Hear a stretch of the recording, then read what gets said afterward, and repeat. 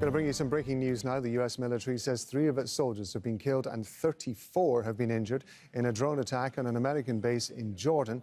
There are around 2,900 American military personnel stationed in Jordan as part of 22 deployed there to support Jordan's operations against ISIL. We're going to cross to Alan Fisher. What more do we know about what's been going on, Alan? Joe Biden is on the campaign trail. He's in South Carolina. He's been speaking in the last hour in a church in South Carolina, but he didn't mention this. He was briefed first thing on Sunday morning about what happened on Friday night in Jordan, very close to northeast Syria. They then issued a paper statement from the White House, and Joe Biden says that he and his wife are upset to hear the news of the death of 3 servicemen, that a number of other servicemen had been injured. He also adds, these service members embodied the very best of our nation, unwavering in their bravery, unflinching in their duty, unbending in their commitment to our country, risking their own safety for the safety of their fellow Americans and our allies and partners with whom we stand in the fight against terrorism. It is a fight we will not cease. He described them as patriots in the highest sense, and he said they'll carry on the commitment to fight terrorism, and also added, we have no doubt we will hold all those responsible to account at a time and a manner of our choosing. What is interesting there, of course, is that Joe Biden says that he believes that a militant group linked to Iran, his words, were involved in this. And just a few hours ago, the Joint Chiefs of Staff, the head of America's military, in a television interview was asked, do you think that Iran wants a war with America? He answered it very simply and said no. But we know since October the 7th there have been a number of skirmishes between the US and some of these groups operating in those areas. There have been a number of drone and missile attacks on American forces, but these are the first casualties, and that will increase pressure on the White House, a White House which has been very keen to try and keep a lid on the conflict in Gaza and not see it expand to become a much wider regional conflict. It will be, of course, be a concern, but as you say, it is coming at a time when we've seen the US carrying out or being part of operations against Houthi rebels in Yemen. The Houthis have been linked to Iran, and of course, Hamas, the armed group in Gaza, has also been linked to Iran as well. And the US is supporting Israel in its war on Gaza. Look, there's a pattern to these things, and we've seen it before in the past. It is, of course, a concern that this has happened. Clearly, the White House will come under pressure to do something about this, to respond in some sort of way. But they don't want to see this becoming a much wider war. So the chances of this escalating would be slim. I think every analyst would give you that idea. But when Joe Biden says we will respond in a time and a manner of our choosing, it's clear that there will be some sort of operation. And certainly what we've seen over the last 3 months is that when there has been rocket and drone attacks, and it was a drone attack which killed these 3 servicemen, we have seen responses normally within hours, certainly within 24. It very rarely goes to 48 or 72. So there will be a response from the United States. And perhaps there is a hope that with this response, that will keep a lid on this, because no one wants to see this escalate into the Middle East, not least the Biden White House. No one wants that, particularly in an election year. We're talking about Joe Biden being on the campaign trail just in the last few hours. And so there will be that sort of response from the Americans, that there will be something almost, for want of a better word, a revenge attack. And then they are hoping that that will perhaps draw a line under this incident, although it is clear that with what we've seen with the pattern of rocket and drone attacks, this could well continue as long as the United States is thought to be given its tacit support to Israel and what it's doing in the war in Gaza. Alan, for now, thank you very much indeed. Alan Fisher talking to us from Washington, D.C. We're going to bring in Al Jazeera's senior political analyst, Marwan Bashar. Alan was making the point there. The US is going to have to be pretty careful about how it responds to this, because it has to be seen to do something in proportion to what the attack that has been carried out. At the same time, it doesn't want to escalate a situation which is already very tense. Yes, and I'm not sure this is a balance that it can maintain. It's going to get more difficult. I think the whole notion that America wanted not to widen the war in the Middle East that started in Gaza, I think it's going to notice slowly but surely that it is widening. and that America is getting stuck. And whatever the mission is, it's becoming mission creep. The fact that it has to attack in Iraq and in Syria, in Yemen, and it has to deploy throughout the Red Sea and the East Mediterranean, America is getting sucked in. The shortest answer is the clearest answer. It's the simplest answer.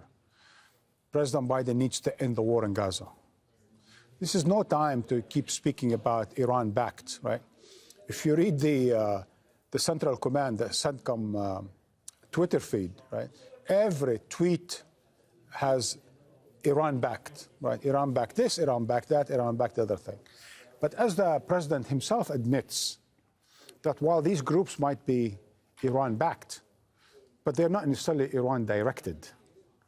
That these attacks are not necessarily part of a back-and-forth tit-for-tat between Iran and the United States through their proxies.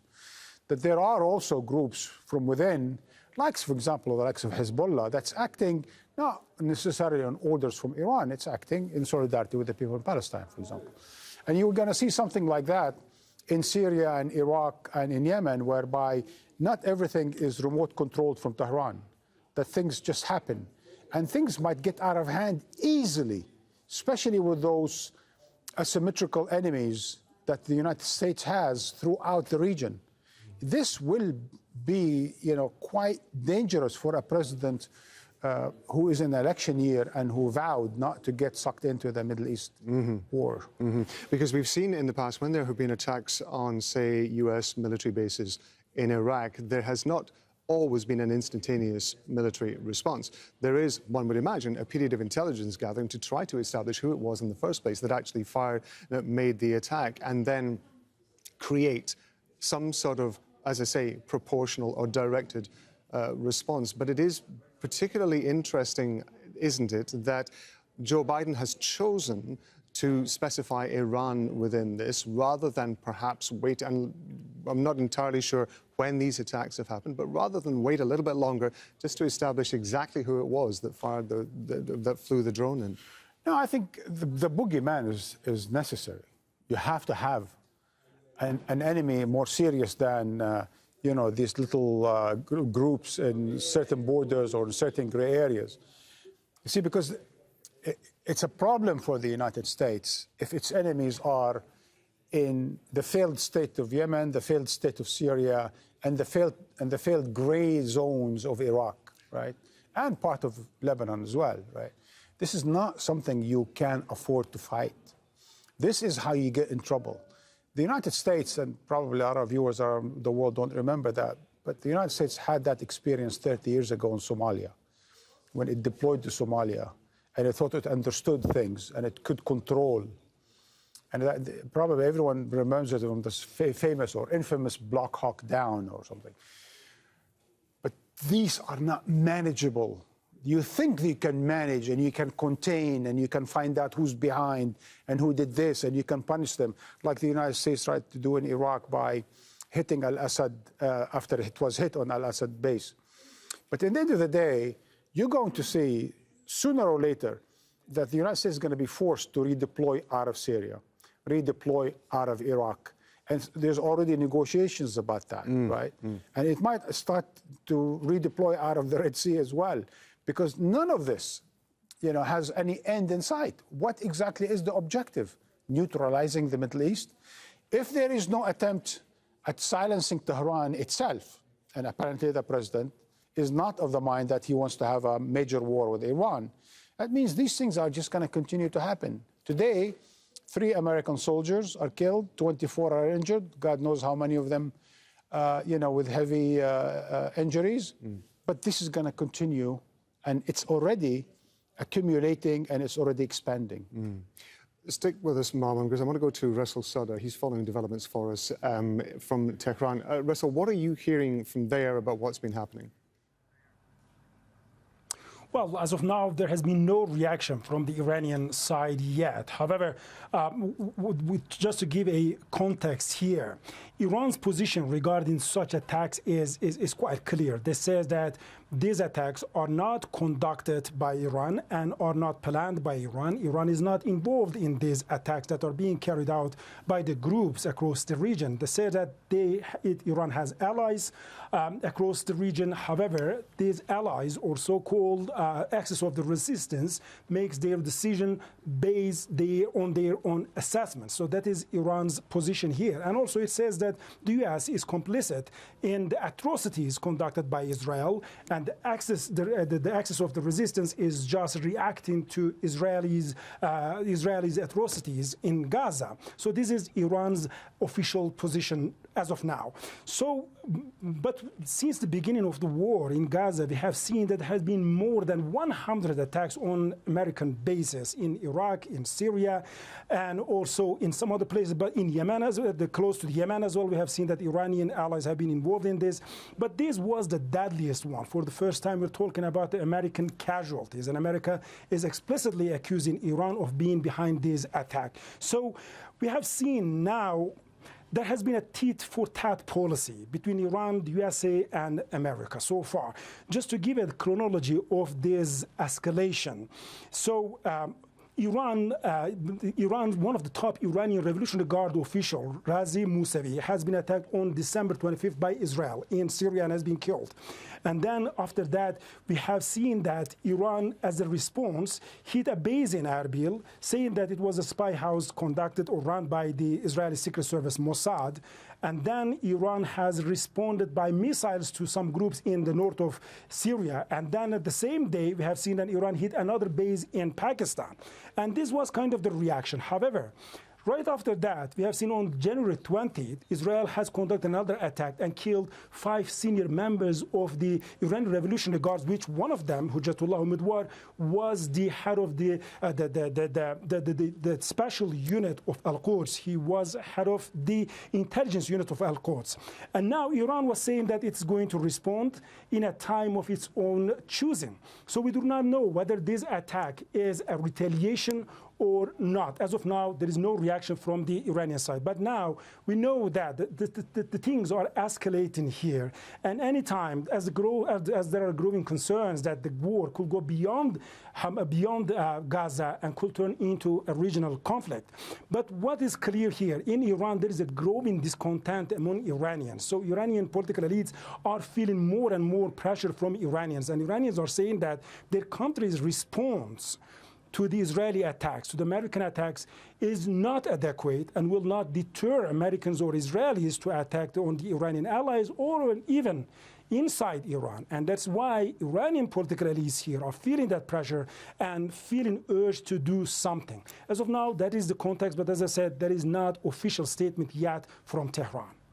Russell, I want to ask you, because we talk a lot about the response that is made by the government in Tehran. We also talk about the response that's made by the Revolutionary Guard. In terms of the Iranian people themselves, is there any sort of sense that you get about how concerned they might be that this might escalate, that this might spill over from Gaza, from the West Bank, and suddenly become essentially a face-to-face conflict with Western powers? Well, here, Iranians are quite clear. They do not want a regional escalation. They do not want war to turn into a wider one in the region, because the USA knows, the Iranian officials know that a war, direct military confrontation with Israel, means not a war only with Israel, but also with the United States of America. And that could be a deadly one for Iran. So Iran so far, that's why, has avoided of having a direct military confrontation with Israel, but rather it has been encouraging its allies or the proxies, or what Iran calls the axis of the resistance, to act. So Iran's response has been through its allies across the region. In Yemen by Houthis, in the south of Lebanon by Hezbollah, and many of other groups in Syria and in Iraq. That is now Iran's position. However, as I said, there is a growing discontent among Iranians. So Iran's position is quite difficult. It is, on one hand, it needs to satisfy the public pressure here, but on the other hand, it knows that a regional escalation, particularly a direct war with Israel and with the United States, would have grave consequences. So that's why, for now, Iranians are trying to recalibrate their actions, their reactions to this ongoing crisis that's going on in Gaza. And we can see that there is a clear will from Iran to see an end to the war on Gaza. Russell, thank you very much indeed. That's Russell Sauder bringing us up to date from Tehran. We're going to go back to Alan Fisher in Washington, D.C. Alan, I understand you've got some more background to the briefing that Joe Biden has been receiving. That's right. We're being told that Lloyd Austin, who is the Defence Secretary, of course, has been ill recently, and Jake Sullivan, who's the National Security Advisor, briefed the President about what happened. Now, what is interesting is that the Jordanians are suggesting, just in the last hour or so, that the attack didn't happen on their soil. They're saying it was in the Al Tanf base, which is in the northeast corner of Syria. That, of course, adds to the complication of the situation there, because the United States really has no mandate to be in Syria. They moved in during the fight against ISIL. They haven't gone away. They are saying that they are there to protect the oil fields there. They are not there at the invitation of the Syrian government, a government which is recognised by a number of other governments around the world. We're also being told that 25 servicemen, all army, were injured in the attack, which also killed the 3. So details will begin to become more and more obvious in the next few hours, but certainly it would appear from what the Jordanians are saying that the United States, believing that this happened on Jordanian soil, is being rejected by the Jordanian government itself and saying, no, this definitely happened on Syrian soil.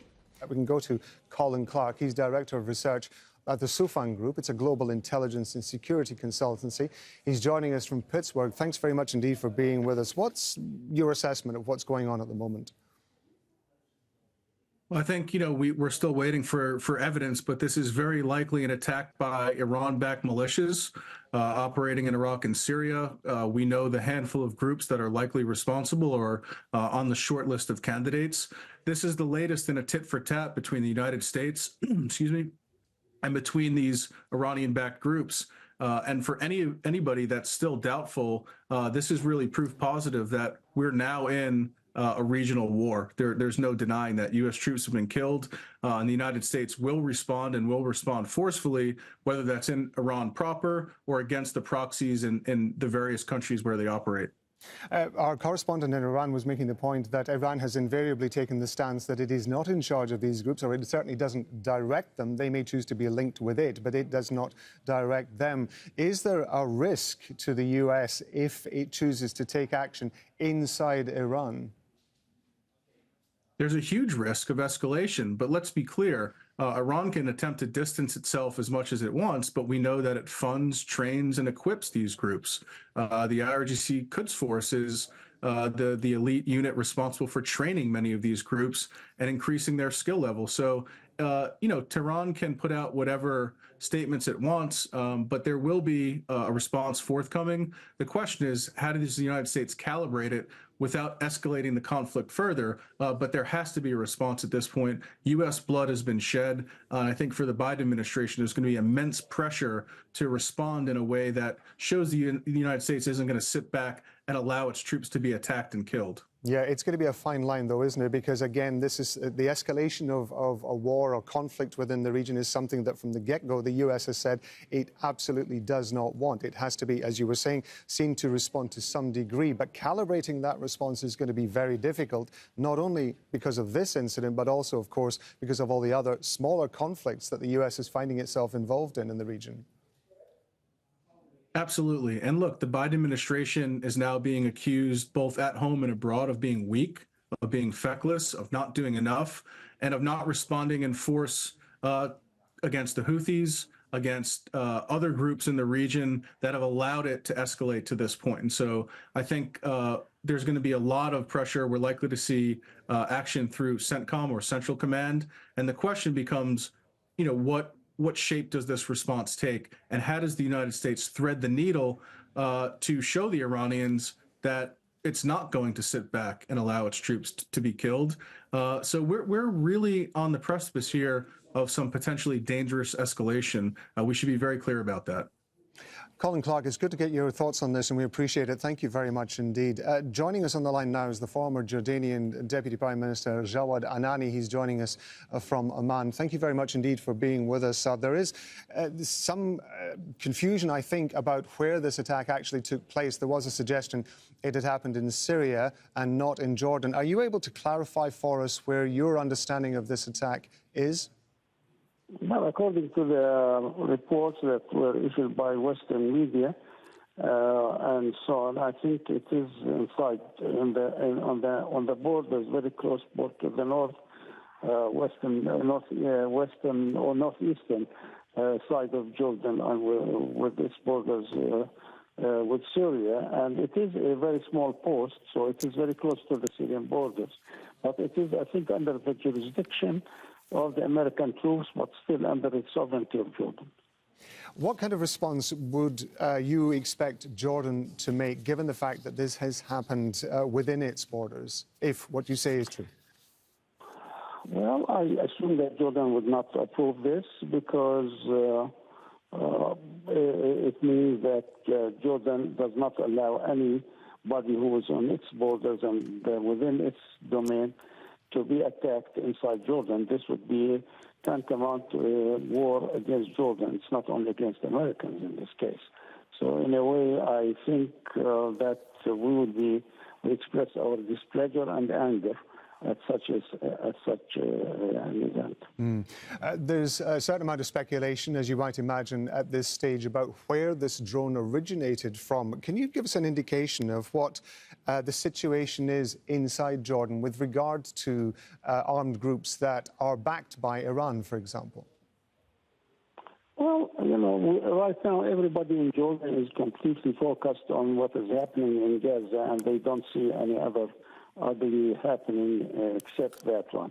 Yet this is because this has happened inside Jordan. There will be kind of a question mark on everybody's mind in Jordan, and a query, and probably some people would really think that we told you so about Iran and Iranian cronies. So you have to be careful. But what is worrying me a little bit is that this war.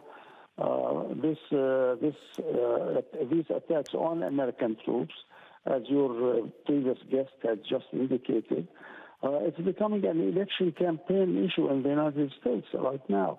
And so probably the people who could probably benefit from such an accident, especially that nobody actually had expected such an attack on American troops in Jordan, to have come from people who really are interested in seeing the war expanding to other fronts.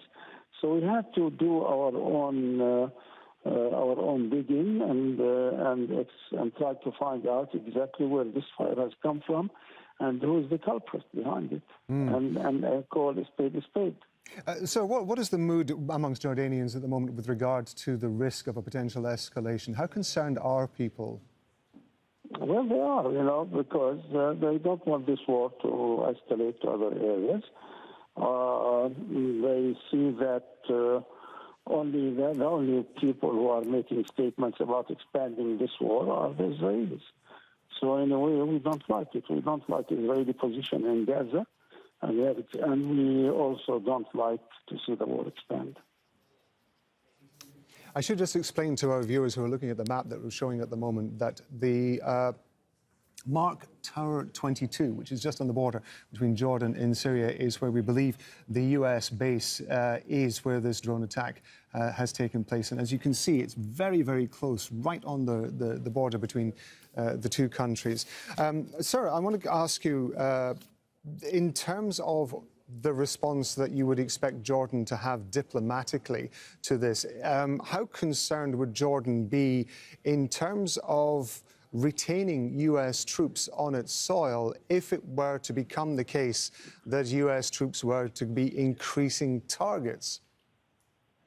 Well, I really don't think that, probably there would be some voices who would say, okay, we don't want any foreign presence inside Jordan. But these are few.